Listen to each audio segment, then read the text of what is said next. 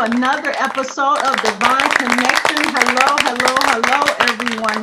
Welcome to our part two special dedication show series for frontline workers. I am your host, Katrina Deal-MCCall. And I am also your host, Kaylon Eppinger. And I am so excited for part two of our frontline workers. We have a full list of people here today that we are just going to honor, celebrate, and just overall just let you know that we appreciate you. So on the show today, we have Yolanda Graham, Billie, Gilliam, Tomiko, Whitby, Mariel, Lesure, Jasmine, Chappell, and also coming in just a few seconds, Mr. McClain. Thank you. Welcome, everyone. Welcome. Well, to start our show off right, we have a special dedication song by Kaylon Eppinger. So, Kaylon, if you want to just go ahead and just take the floor and have your way. All right. He's got the whole world in his hands. He's got the whole world in his hands. He's got the whole world in his hands. He's got the whole world in his hands. He's got the frontline workers. Come on. His hands. He's got the pastor and the teachers in his hands. He's got all of our mothers in his hands. He's got the whole world in his hands. He's got the whole world in his hands. He's got the whole world in his hands. He's got the whole world in his hands. He's got the whole world in his hands. Thank you for all our frontline workers. Yes. Thank you, Kaylon. Thank you. Beautiful. That's Awesome. Oh, well, that was so special. And we thank the Lord that he constantly keeps us in his hands, protective, safe in his arms. So thank you again, Kaylon, for being on the show with us. I know you have to go, but thank you again for taking the time out to bless us. Now, we're going to jump right in, and I want to know who we have on the show. And each of you, ladies and gentlemen, just take a few moments and tell us about yourself. Tell us your profession, and just give us a little insight about who you are. And again, let's just be a little bit mindful because we have a little bit more people on the show, but still give us a little insight about you. And Miss Yolanda, let's start off with you. Hi, my name is Yolanda Graham. I have been a healthcare professional for going on my 28th year. Oh, amen. Actually, healthcare to me, it was a ministry, and I think nursing chose me. I didn't choose nursing. I was a nurse in the military at 19 years old. And I began, when I got out, I wanted to do anything but take care of people. And it actually chose me. I have enjoyed my profession. I have an education that extends all the way to a master's degree in nurse practitioner training. But above everything else, nursing to me just means being able to put your hands on someone, let them know that you're there and doing the best you can for them, encouraging them and keeping them as healthy, because truly nursing, we are scientists. Amen. That is so true. Yes. All right. And Miss Mariel, would you go ahead and let us know a little bit about you? All right. Hi, everyone. My name is Mariel Lesure. I'm currently a preschool teacher. Early childhood is my specialty. I've been chosen to do it as well. That wasn't my first go-to.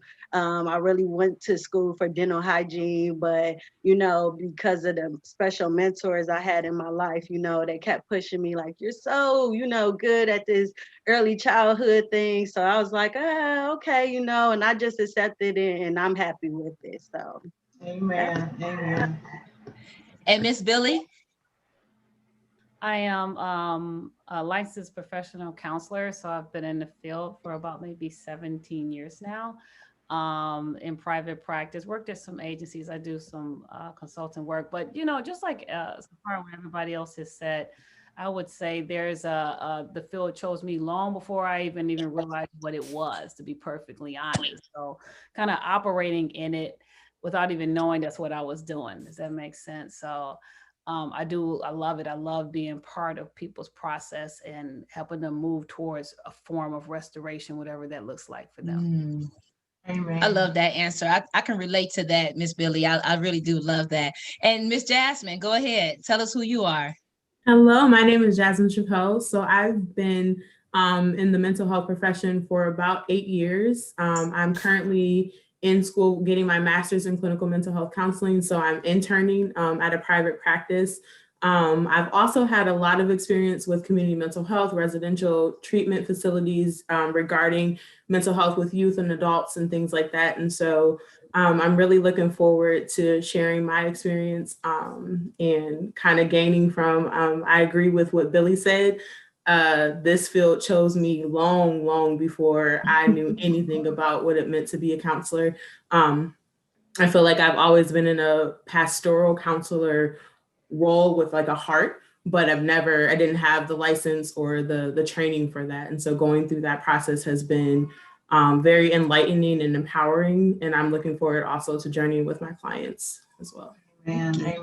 And Tomiko, could you give us an insight of just who you are and what it is that you do? Yes, hi. My name is Tomiko, and I have been working with seniors for well over 15 years. I started out as I started off as a property manager for seniors, and then I went into the nursing home and I worked in activities. But in 2015, a tragic thing happened in my family where my mom was in an accident, and I became her caregiver. And so I cared for her for 3 years up until her death in 2018. And so one of the things for me, the field that I serve in now, yes, it has found me. I've always been one that loves to be around wisdom. And so for me, I've opened up my own non-medical home care business. And I found that like once my mother passed, I'm like, Lord, what am I going to do with myself? I have nothing else to do. And so things kind of opened up for me from there, where I started caring for seniors. And so I'm like, okay, Lord, thank you, because now I found my niche. I found what it is I was called in the earth to do. So for me, I find myself being a voice for those who do not have a voice, because one of the things as caring for my mom, when she was no longer able to speak for herself, I stuck up for her, and I was the one that kept things together. So for me, I thank God that he's entrusted me to be able to help people that need help. And my slogan for my company is, for us is the independence is what keeps me in business. And so for me, it's helping my seniors become independent in their own right. So that's just a little bit of who I am and what I've been called to do. Amen. Thank you so much. And LaToya White, would you please chime in? Let us know exactly who you are and what it is that you're doing. I'm on a crisis COVID-19 travel assignment out in Texas currently, but I've worked in many different settings. I've been a nurse roughly 8 years now, and I've worked in long-term care. I've worked in private duty in the home. I've worked in the hospital.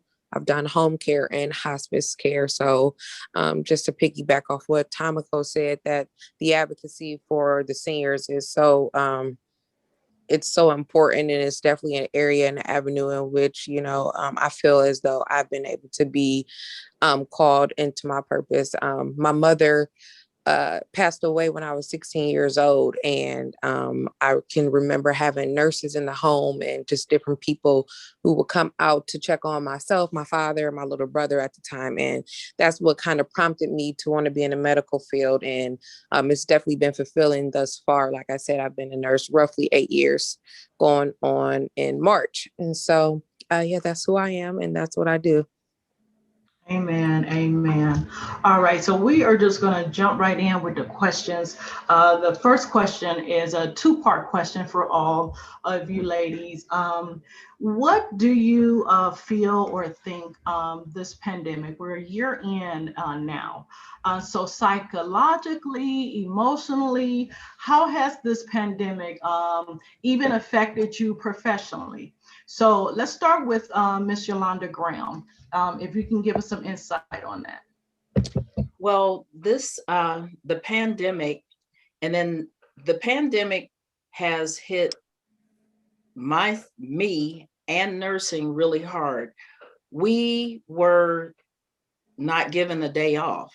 We had to hold the hands that were dying, hold the hands that were infected, hold the hands that, of the family members. And it may not even have been a physical touch. We were gowned and masked, and psychologically, I'm seeing some episodes of PTSD coming from this isolation. It's very hard to know. I have a clinic that had 80 patients, and they're a high-risk population. And then some of them we'll never see again. You never know when you send someone out to the hospital if they're coming back.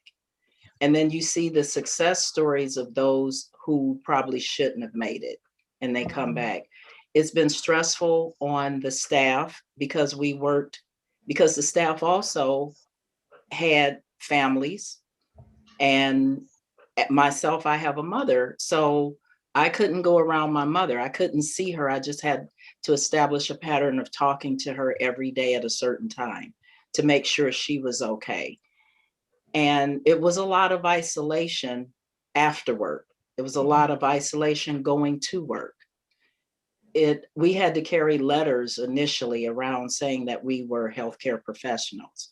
Wow. So we're seeing the results of the PTSD. We're seeing, from the staff and the patients, staff members who may have been a bit fragile mentally are being affected. So now there's follow-up care that's needed. And most of all, as healthcare professionals, we tend to be the ones that don't take care of ourselves because we're constantly taking care of everyone else. Guilty. I'm guilty. I have not had a vacation. I took a day here and a day there, and you never get the time to really rejuvenate. Yeah. So that's what I'm seeing. This has been a difficult year, a year unlike no other.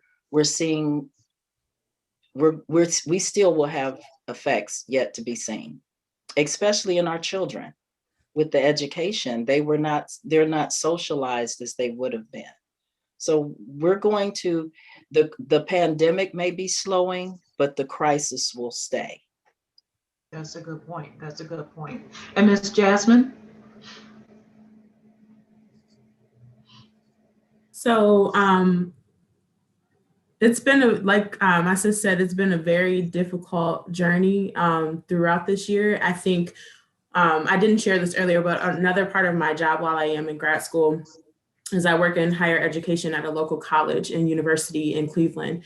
And so I work inside of the residence halls as a part of a student affairs employee. And so watching the students go through this pandemic, go on spring break, and then all of a sudden the world turned upside down while they were away from school, having to rush back to school, not knowing when classes were going to start, and some of them going home, some of them not having home to go to. School is their home and school is their safety place. And so, having to move off of campus and be dislocated is just a very hard thing to help them process. And so I saw the effects of that. And then also trying to maintain, I'm a student as well, and I also work here. So how do I maintain all of that in the midst of this pandemic? It was a very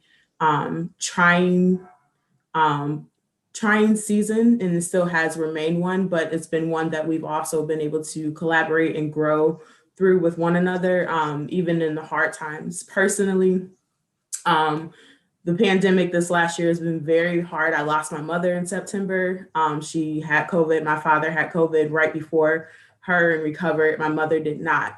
And so, looking at the impact of that in a personal way, like my world even shifted even more. But trying to navigate through all of those types of changes, and that crisis is the same. And working with students and trying to be, you know, in the community and working, there's a lot of protesting going on. It was just a lot to take in. But I think that I've learned some things about myself that I didn't know. I've learned about strength. I've learned about durability in the midst of crisis. And it's been awesome to see communities coming together to help one another, whether it's a faith community, the community of a school, within our families and things like that. So it's been very, very challenging. And then also from my profession, as far as counseling, I'm grateful to be here on the front lines because we are so needed. We are so needed. There's not, and not even just for our current clients who struggle, but just for everyone. I think counseling is going to be something that is for here for a very long time, necessary. It's in high demand, and it's definitely going to be life-changing. And I encourage people just to get into it, no matter if you're working on the front lines or not. Just to go see a counselor, because there's a lot of work that needs to be done. There's a lot of work and help available, but a lot of times in our communities, we don't talk about mental health the way that we should, or encourage people to get into mental health. We wait until crisis, but I encourage people just jump in now. We are in the middle of a crisis, but like my sister said, this isn't, the pandemic may end, but the crisis is going to remain for as long as we can probably be alive. It's going to be something that's impacting our lives. So, yes, that's a great point. And Miss Mariel. Pandemic for me, it's been a roller coaster. Emotionally, physically, spiritually. I'm going to be honest, it's been a roller coaster, you know. But I just try to keep the faith. With me being a preschool teacher, I work currently for Head Start, you know, and you know that's preschool age 3, 4, and 5, you know. So I'm like at the beginning of it. With it being Head Start, we are on kind of like the same system as the public schools, you know. So when they shut down and they went virtual, we did too, you know. So we're like, what does this look like? You know, like my teaching involves being in person, giving hugs, you know, being there socially, emotionally for children, you know. A lot of my teaching is hands-on, you know, and I'm like, how do I, you know, convert that into being behind a screen, you know, building that relationship, that trust with my students, you know. And with the pandemic, it caused a lot of unpredictable moments, you know. We didn't know what it was going to bring, you know. So one day I'm online with the children, the next day I can't log on because, you know, Wi-Fi is down or whatever, you know, or family's not being available, you know. So, and making sure that they had the access, the Wi-Fi or computers or tablets, you know, because most of our families that we serve are, you know, poverty stricken, you know. So they may not have that access, you know. So it was a lot of challenges, but we were able to overcome, you know, what I thought initially was impossible. God made it possible, you know. That's right. That's right. Amen. That's right. And Tomiko. Yes, for me, this pandemic has been good and it's been bad. I would say personally for myself, um, throughout this time, it has forced me to take a closer look at myself. It's helped me to strengthen myself in different areas as far as my faith, and just leaning and depending on God and God alone. Because, you know, throughout this thing, when everything first started, you know, I stopped working. I did not work for like about 6 or 7 months, because by me doing the private duty home care, I go inside of the clients' homes. And so with everything happening, you know, a lot of the families, they decided to stop the service because, you know, it was all new. They didn't know what was happening, what was going on. And they were so fearful. They're like, okay, well, you go see all these different people. You know, we don't want you coming in here getting our loved ones sick, da da da da da. So I get it. And in that, I can say that I thank God, because even when I was not working, God still provided for me. He made a way for me. I didn't go lacking for anything at all. So for me, this pandemic has helped build my faith, to know that no matter what my eyes see, God still has me. On the professional side of it, I've been seeing a lot, with the clients that I have now, that they're dealing with a lot of anxiety, a lot of stress, a lot of depression.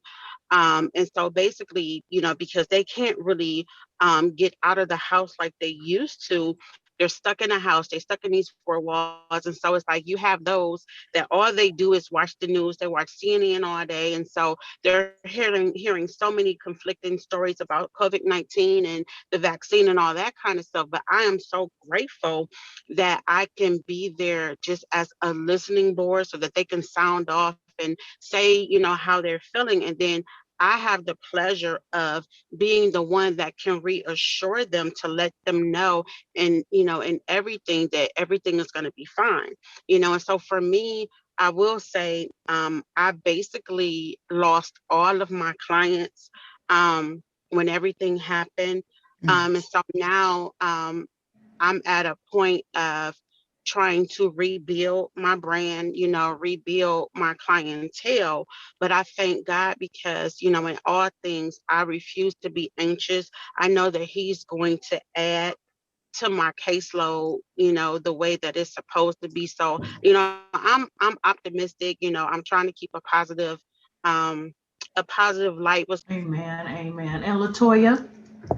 Like many of the other ladies have already touched on, it's definitely been a challenging year, to say the least. Again, I'm a nurse, and so like many of the other frontline workers, we haven't had the opportunity to stop or take a break, despite what capacity or what discipline you're working in, nurses across the world were needed, during these unprecedented times. And at the time when the pandemic first started, I was working as a hospice case manager. And for those who are unaware, hospice is end of life care. So these were individuals who were, maybe already in the later stages of different disease processes. And so, it was about quality and comfort of care. And I just know one of the many challenges was like, I believe Sister Yolanda had already spoke on, was the fact that, families and loved ones were not able to see their loved ones. They were isolated. And that was a separate challenge in and of itself. You already have a family member who is sick and ill, and this is a time that you really want to, corral around with them, be with them. And if they're in a facility or a nursing home or a hospital, so many of the regular policies and protocols were, interrupted, of course, as related to the pandemic. And so you have a dying loved one and you can't be with them. You can't spend those end times with them. Or on the contrary, you have, different disease processes that were exacerbated by this pandemic, by the virus, and ultimately did claim the lives of so many. So it was very challenging being in the hospital, trying to be the middle person and, advocate for the family as well as advocate for the patients. It was mentally, physically trying. And then you also, for me personally, I factored in the fact that, you do what you feel you're called to do, which for me is nursing, but then at what risk? This puts myself at risk. I'm exposing myself. Could I potentially take this back home to my child? Could potentially take this back home to my immediate family members, my loved ones, my father? So, you had to, sometimes it seemed like make a choice, a difficult choice. And then, that you're necessary in this capacity, but, at what risk? So, and another challenge was, like resources, equipment and protective equipment that, the nurses needed in order to try to be on the front line to fight this.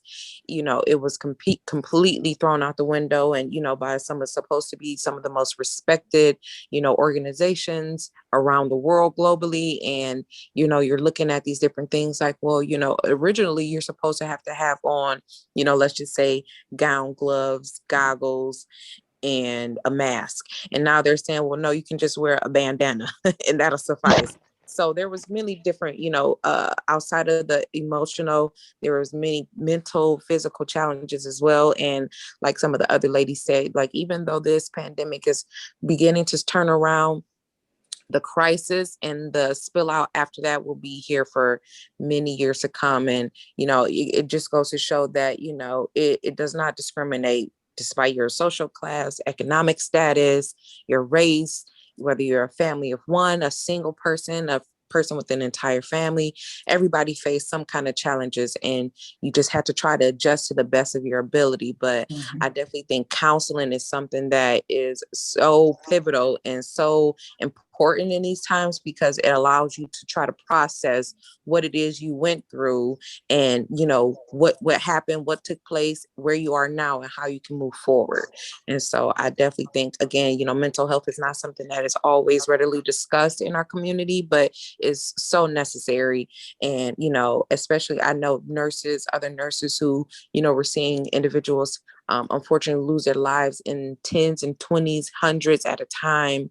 Individuals who are working in some of the more hot states like California, Florida, New York at the beginning of the pandemic. And it's just a lot to process. You see people just who are passing away in the hallways, and trying to help them and service them, but there's only so much you can do. So it's been a trying year, but I thank God that he's brought me through. I was blessed enough to have never been sick or have encountered any physical challenges from it myself, neither of my immediate family as well. So I'm just so blessed that the Lord brought us through, because it was very trying. It was many times where it just was bleak. You didn't know what was coming next.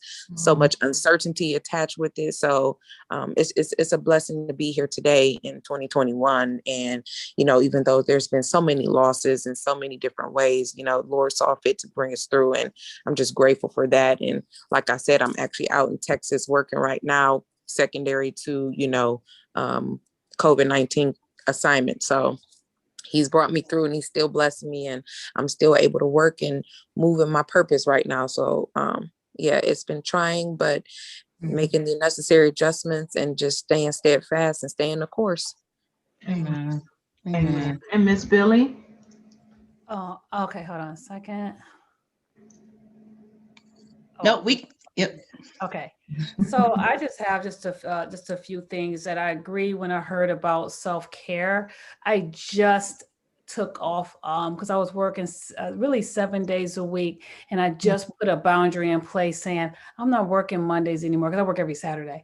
I said I'm not working Mondays anymore, and I just like, hey, we got to figure out to put people on different days, or we have to navigate the schedule differently.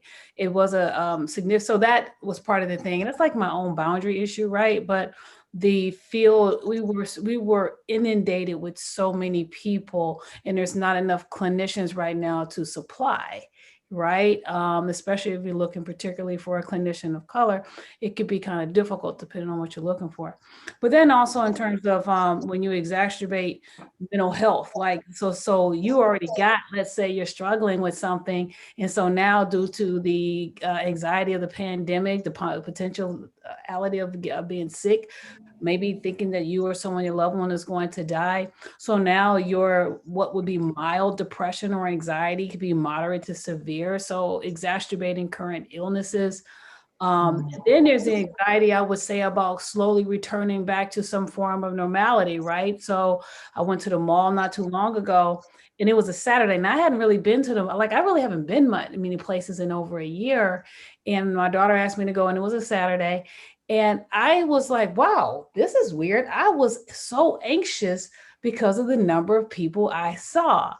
And over a year ago, I wouldn't even noticed it, right? I might have been mildly annoyed, but I was really anxious. And just the idea of being able to slowly return to some form of normality and not see people as potential danger. You know what I'm saying?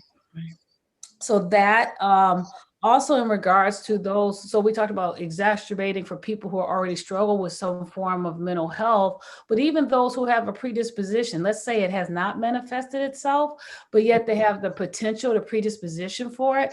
So this form of isolation that we are experiencing now, in addition to the anxiety of what could happen with COVID-19, or all the news flurry about the vaccinations to get to not to get, and all the conflicting news that we're hearing can allow for something that was once a predisposition with the right circumstances manifest will show up, right? Yeah. Then I think someone brought up, which I wanted to highlight because I wrote it down, the idea of dying alone. I can't imagine the trauma associated with people who are dying by themselves and or family members who are struggling with levels of guilt because they cannot be there for their loved ones, right? So we always find ways of trying to own an experience that we can't control. And so individuals will have guilt and shame on something they cannot even control anyway. You can't see your family members. You can't be there to hold their hand. You know, my mother had surgery in January, had heart surgery. And I don't know, I really got to say, that was God's grace, because I had no business being able to go back there. I was the only non-visitor with my mom during her surgery, you know, I mean, non-patient. I was the only non-patient there. But all I saw were a whole bunch of people who were either about to get surgery, and they were all by themselves. And I just couldn't imagine how frightened my mom was. And yet I was able to get back there and be with her, talk to doctors, hold her hand and calm her. You know what I mean? So that's a really big deal. And then the last thing I'll add is those children who, let's say, are very young. And so they're coming in the age of isolation, right? And so just what does that look like when they go back? Right? When they're used to a certain amount of isolation. So now they have to interact with others. What is that like for them? I don't remember which one of you ladies said it, but the mental health crisis, the fallout of this is not over. And we haven't even touched the fact that we have post-COVID symptomology. And so because of this post-COVID symptomology that some individuals are struggling with, now we're going to see a huge rush from my perspective of individuals with various forms of disabilities and then mental health issues that exacerbate the fact that once I was a person who could work, able-bodied, but now I got like 56 or 70% lung function, or I have these other issues, neurological issues. And so now I have the medical issues, and now I have a mental health issue on top of that. You know what I'm saying? So those are like the points that I'm seeing since last year. Wow. And then thank you, Excel, for joining us. If you can tell our audience a little bit about what you do, and then also the effects on your career, your profession, for 1 year being in this pandemic as well. Absolutely. Thank you for having me. And I apologize. You know, of course, one challenge about being a part of this pandemic is navigating Zoom and making sure your technology works. And in this case, it did not work in my favor. But you know, just as we heard earlier, the word is trying. Of course, I'll go to my background for a second. My name is McClain. I'm a physical therapist assistant at an outpatient facility called Sports and Spine Physical Therapy. And of course, you know, going through the pandemic, it's affected me professionally and personally. So starting with professionally, I'm sure a lot of you all dealt with this as well. Healthcare continues. You know, that's one thing about no matter what happens during COVID, people still need help. And of course, in my line of work, that means we had some patients who just, you know, were post-surgical. And if you do not receive the proper therapy following your post-surgical treatment, you will have to go back in and you know, maybe undergo another procedure. So we had, of course, some employees who had to stay in from day one. I mean, I'm talking mid-March, about a year ago today, they had to stay in and really help those patients and really put their lives on the line. And, you know, of course, I saw that really was one of the most exhausting things that they had to do in their career. I mean, these were veteran, you know, clinicians that I'm talking with. So, and, you know, of course, myself being in the field, getting back to work, we went in around mid-May last year. So we had a little bit of time away, but we were still right in the thick of things. You have a lot of patients who are there and they're afraid. They're afraid of how can I get better? And I have to, you know, of course, watch everything I do and I'm in public and I could get sick. But if I don't take care of myself, I'm in pain, you know, all day, every day. And you don't want your patients to have to decide whether they have to deal with their health in one way or the other. You want to do your best to give them both sides. So, you know, that was the most trying thing for me. And it took a lot of adjusting. I'm a younger clinician, so I had to be resourceful, and giving these patients a call, reaching out, doing a little bit more is how I adjusted. I would call some of my patients and, hey, ask them, have you done your home exercises? Have you continued your therapy? I mean, I know you can't come in, but just know we're thinking of you and we're offering some support. You know, of course, as you ladies have been pushing this entire call, mental health was key. And as we all know, in healthcare, we're not just dealing with the body, we're dealing with the mind and the soul and the spirit. So, you know, it is our job to push forward that brand as well, you know, asking them if they're okay and asking them if they need help. You know, I had to offer some, of course, some, you know, psychologists to my patients, some people who can, you know, really help them professionally. So that was a challenge, is, you know, something that not a lot of people learn in school. You know, you won't learn that kind of thing in school. That's something that you do with dealing with people. Dealing with people really helps to really help you feel their need. And, you know, of course, on top of that, it takes a lot in the clinic. You have to follow a certain protocol, and you know, that means everything has to be clean to the T, and you have to be very careful with what you do. And, you know, not saying that it's easy for myself to just go through that. You know, of course, it's the toughest thing. You have to really make sure you're being careful, because you are literally their first line of defense when it comes to, you know, some people, they only go to physical therapy and they go home. So if you're not responsible, if you're not careful, you could be contracting that disease to them. So you have so much onus on yourself. All of that is an adjustment, but I was going to say challenging, but then I believe somebody spoke before me and they said trying. And I like that a lot better than challenging. Trying, because it forces you to do more, but then again, it makes you appreciate for the responsibility you have. And, you know, of course, personally, you have to adjust. You know, I can't go and be irresponsible on the weekends. I can't afford to be a part of some of those, you know, gatherings that you might see. Yes, some people still, they're a part of, and you're thinking, why would you do that? Why would you risk yourself? And that's one of the things you have to look in the mirror about. So I'm grateful that, you know, we've been able to go strong and pick things back up and still help people by adjusting. Yes, that's so good.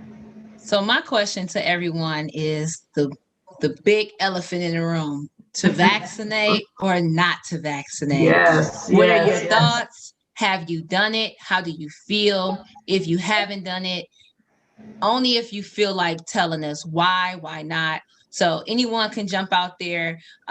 We may not get to everybody, but anybody that want to chime in, to vaccinate or not to vaccinate, what are your thoughts, views, and have you done it? I have received both vaccinations, and I am well past my 2 weeks of both vaccinations.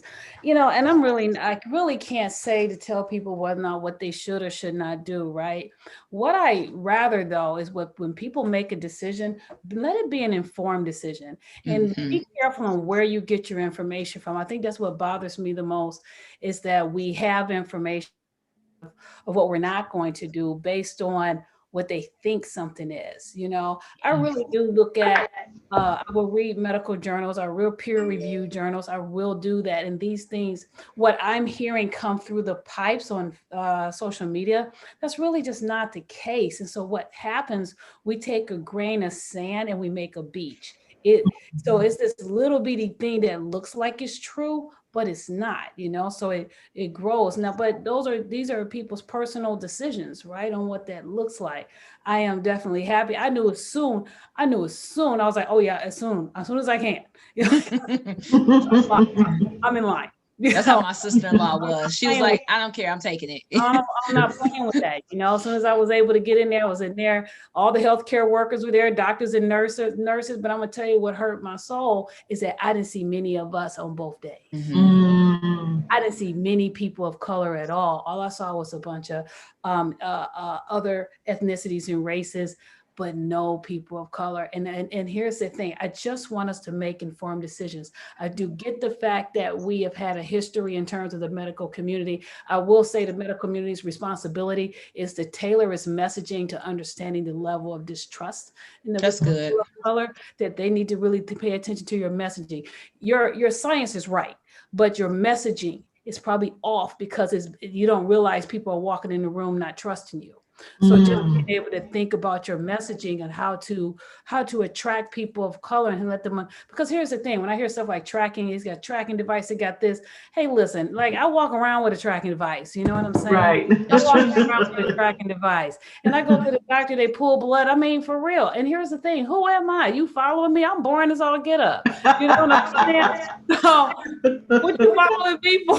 Right. Right. It's crazy. Right. But if you're not, and if you need more data, there's so much information out here. There's no excuse not to be informed, you know? So again, it's not me telling you what to do, but if you're not going to do it, have the information as to why, you know? Just because, you know, Cousin John said X, Y, Z, I don't care what Cousin John said. Right. Go look it up and read Right. it. Don't just look on YouTube videos, you know, people that have no peer review, no information from medical, please. That's all I want. Let it be an informed decision. That's good. Well, coming from the medical standpoint of it, not only have I had the vaccine, I also administer the vaccine. Okay. And there are different ones. And unfortunately, what happens is, as someone said earlier, people sit on CNN. And I agree with Sister Gilliam, you know, you have to know where your information is coming from. And, you know, Wikipedia and Google is not a scholarly source. So the Center for Disease Control puts out a lot of information, and it has to be kind of deciphered, even for healthcare professionals, because as you know, remember when the symptoms changed, and that's one of the things that I taught my patients. As symptoms change, what it is showing you is that this virus is mutating. So when something mutates, it changes. So we also have to figure out how can we best fight it. The one thing that I'm hearing, well, which one do you say you should take? I will say this. There are people who say, well, I want my body to fight it itself. And they think, as the sister said, you know, it's going to mess with my DNA. It's an experiment. I told some people, because I have patients who are not college educated, a lot of them. I told them it's not an experiment on you. All the rats are dead. They've already done that. Right. So what I'm giving you now is what they have perfected to the best of their ability. And people get hung up on, well, Moderna or Pfizer. And you hear the statistics. Yes, it's 94.5% effective.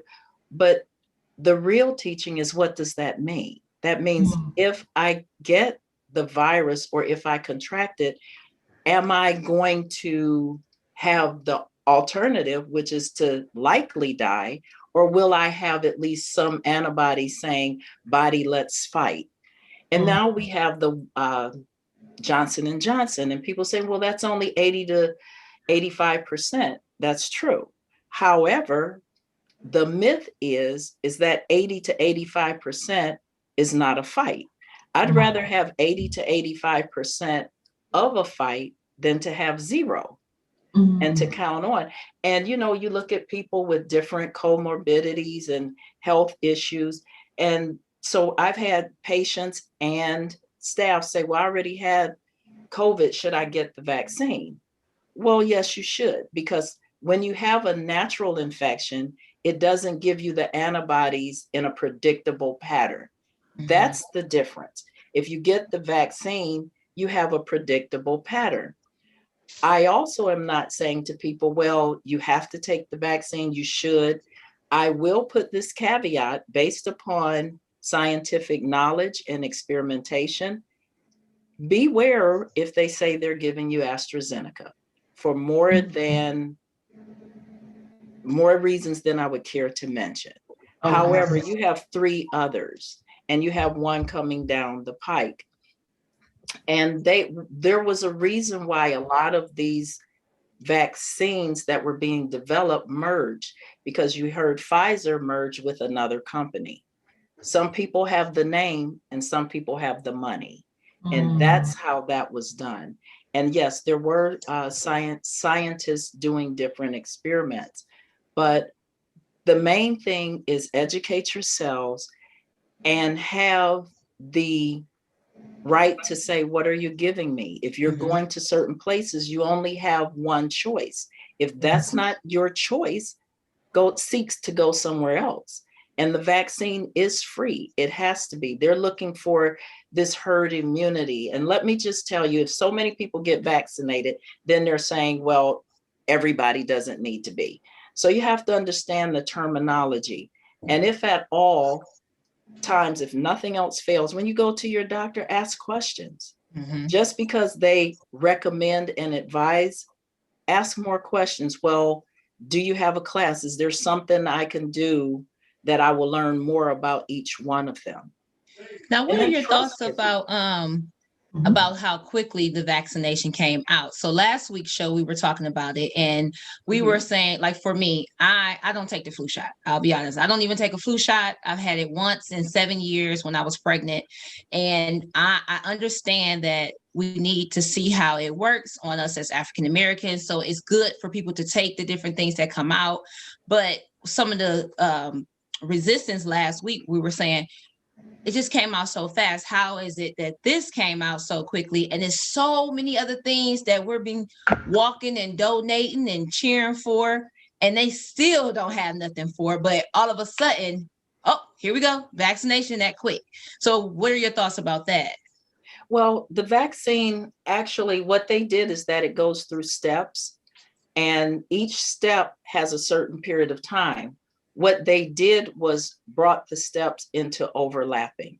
So this particular group just did development, this particular group just did experimentation, etc. And that's why it seemed rushed. Each step was applied, because if you recall, they're all three of them that are out now. And then AstraZeneca has actually been taken off the market in certain places. All of them were tested and then taken back to the drawing board. The time just was pushed a little closer because they didn't have to figure it out. They hurried up and said, okay, you're the scientists, you're the developers, this is what you do. So if we bring it back to you, this is your job to fix this. The other thing is that there is a big myth saying that it was not tested on African Americans. That is so untrue. That is so untrue.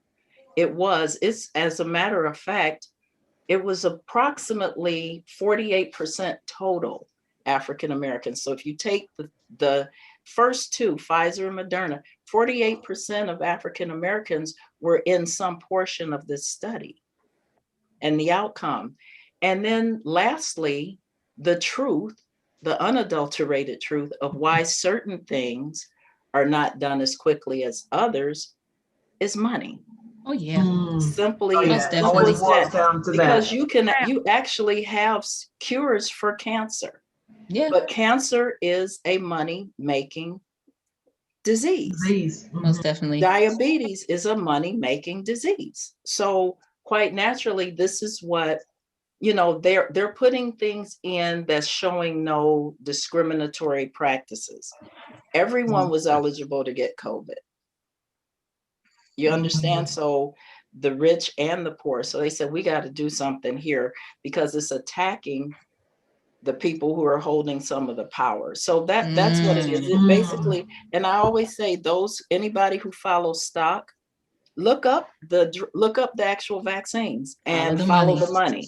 Follow the if money. The stock is high, then you're well aware of what potential it has in the community. That's good. That's a good point.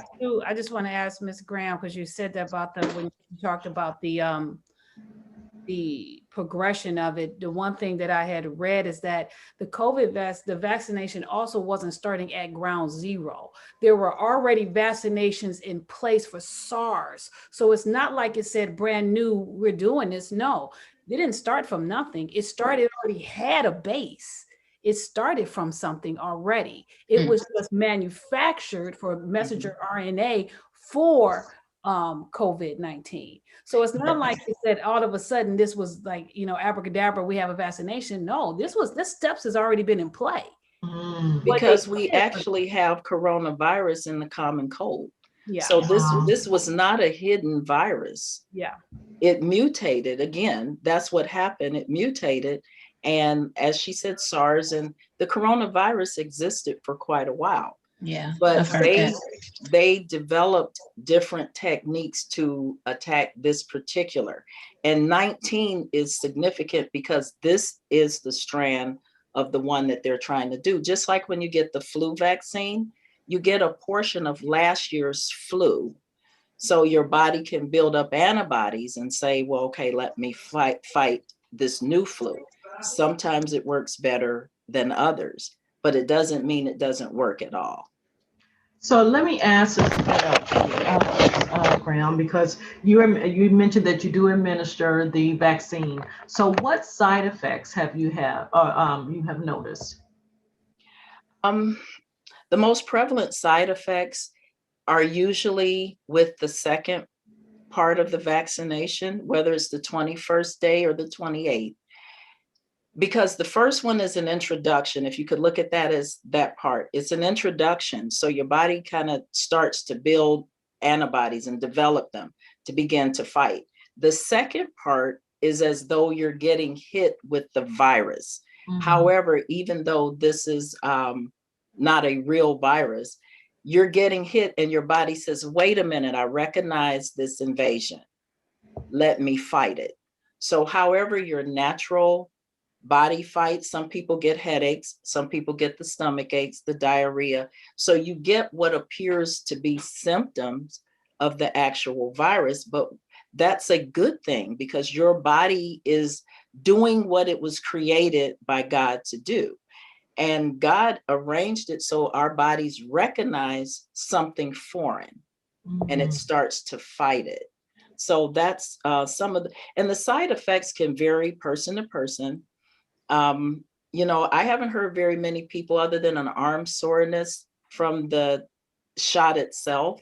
And a lot of that has to do with technique, mm-hmm. because people are squeezing the arm. That's not what you're supposed to do.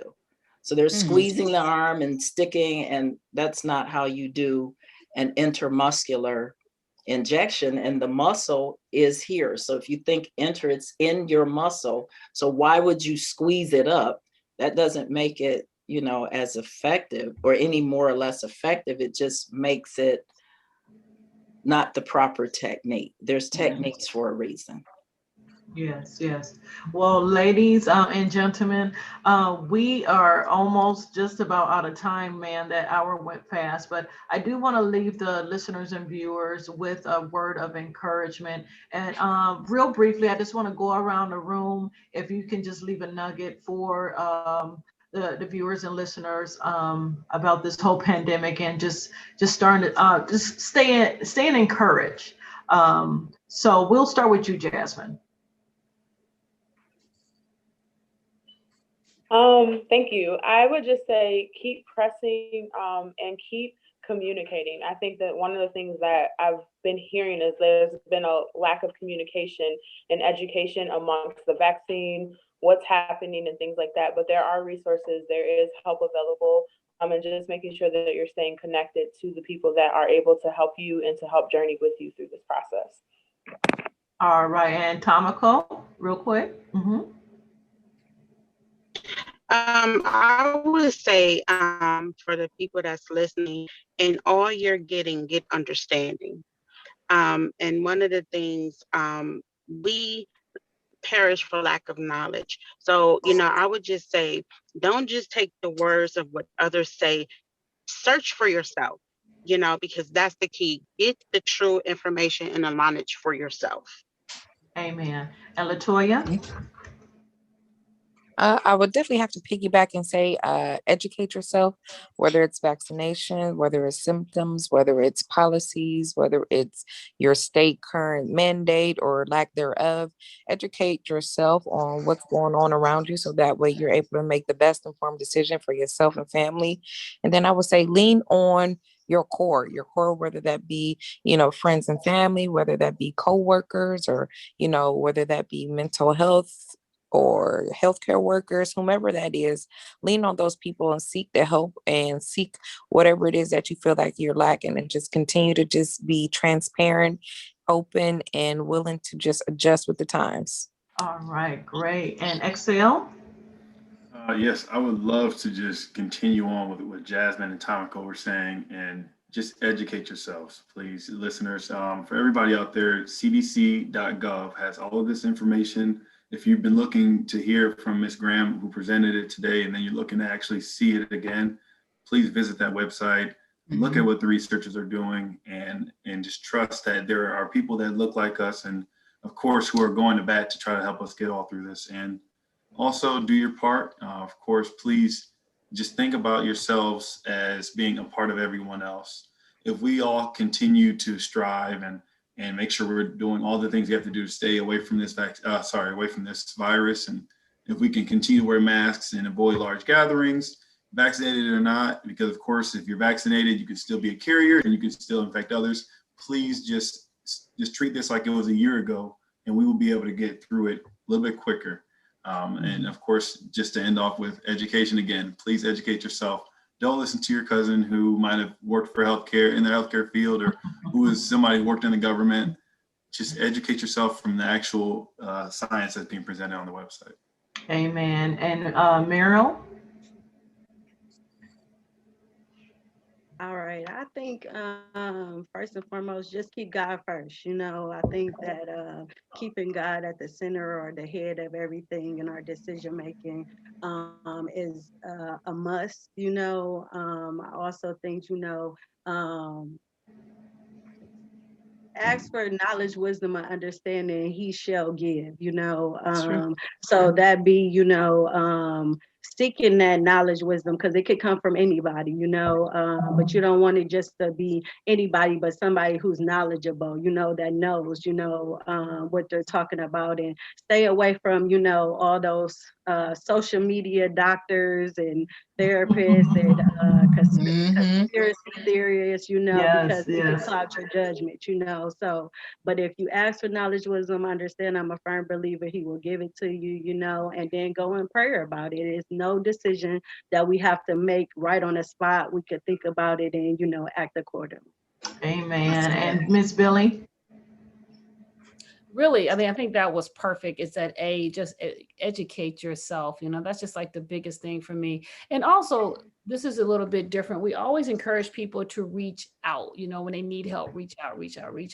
But there's this one guy who had jumped off the Golden Gate Bridge and survived. And he said that he could not reach out. So he said something that was powerful that I hold on to today. He said, sometimes we need people to reach in. So check on people. Reach in, reach into people, see how people are doing. Really don't wait for them to just say, I'm fine, and keep it moving. Really ask people how they're doing, like connect with people as much as possible, because we're not connecting as much as we used to. And it's really vital for us. Amen. And Miss Graham? As we have stressed, education is key, not just anyone's education. Trust your healthcare provider because after all, you've picked them. You know, we do have choices. Ask the hard questions. And then, you know, the one thing that keeps me going is that I know that God didn't bring me this far to leave me now. Amen. Amen. And I know that he said, and he made me a promise that he would never leave me nor forsake me. So I'm understanding that as I do this walk, even if I have to do it afraid, you know, because it's real for healthcare workers, frontline workers. Even if we have to do something afraid, doesn't mean you don't have to do it. Amen. And just get back to loving not just yourselves, but loving each other a little bit outside yourself. Broaden your horizons, because we ask so many times for things to be given to us, but what are we giving out? Yeah. So good. So good. Well, I'd like to thank all you special guests for coming on, spending this time with us today. Thank you for your time and your knowledge. We so appreciate it. And just may God bless you and all you do, and just keep you safe, and you just keep doing just a wonderful job. Okay. Thank you for letting your gifts find you. You all said that in the beginning. Everything you do found you. So I'm glad that each of you are working in your purpose. And I'm reaching in, Miss Billie. So you all stay encouraged. I'm going to keep you all in my prayers, and you all be blessed. And I pray that through this, you find some more of yourself that keep you purpose for everyone else and take you to the next level in your dreams and your desires. Amen. Edify, we uplift, we glorify. It's a divine connection.